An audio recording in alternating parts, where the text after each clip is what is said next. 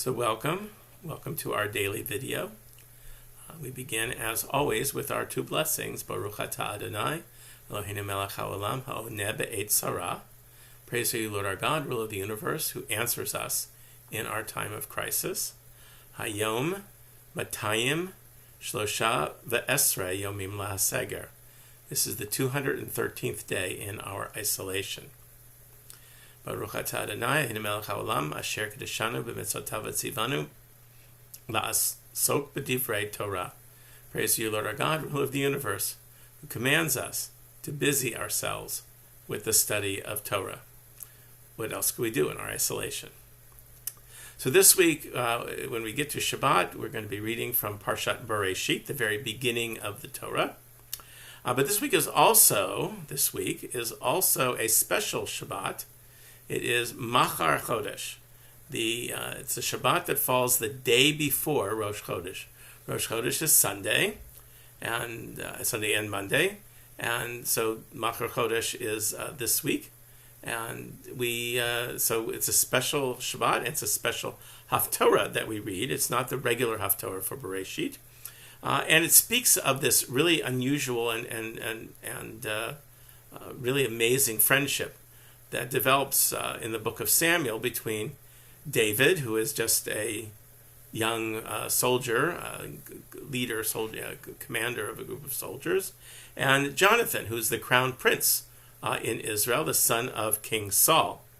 Now, David, as far as Saul is concerned, is seen as a competitor to the throne because David is a very famous warrior now, and they don't see Saul as necessarily a famous warrior. He's okay, but David is this amazing warrior, and it just drives Saul literally insane with jealousy. And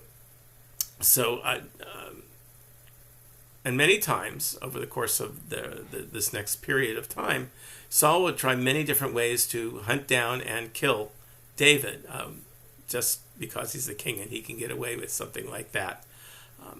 But David, of course, doesn't want the throne. David, as far as David's concerned, Saul is the one that was chosen by God to be king of the people of Israel, and he's not even remotely interested in it. But he understands that Saul is a very dangerous person to have as an enemy.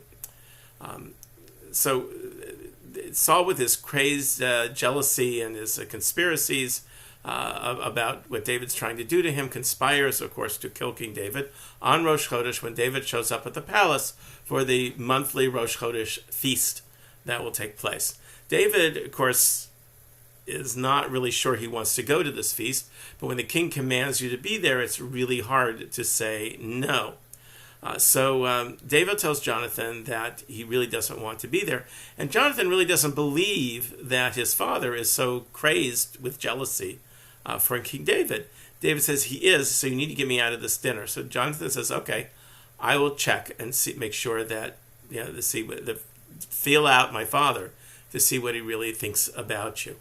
So David doesn't show up to the meal. He goes to his home in Beit Lechem, where his family is, and it just totally drives Saul crazy that David has eluded him at this meal, and he realizes that Jonathan is the one who's hiding David. In fact, he'll actually throw a spear at his own son. He's so crazed with jealousy, and he spews all this hatred out by proclaiming all of the awful things about this son of Jesse, who is David's father. Right? This son of Jesse is going to usurp the throne, and Jonathan will never be able to be king because David's going to usurp the throne. And all this spits out all this vile. Now, the Midrash, this is the Besikta de Rav Kahana here, the Midrash takes note that at this point, Saul will not even speak David's name. So David says, I have a name, you can call me by my name, but Saul won't even speak his name.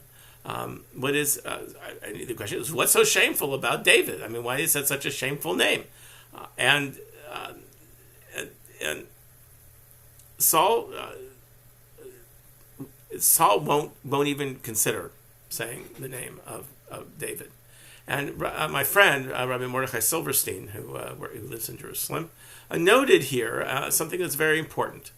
He says that the first way we delegitimize a person, the first way we take away their humanity, as it were, is to not say their name.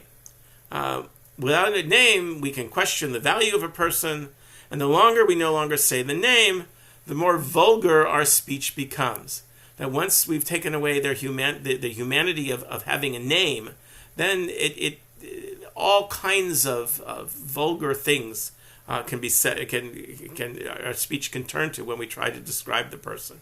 When we replace a name with something derogatory, that is, give them actually a nickname that's completely and totally derogatory, we deny their personhood. And we can clearly see this in our own time, even in our own age. It was certainly the case in the past, and even up to our own time.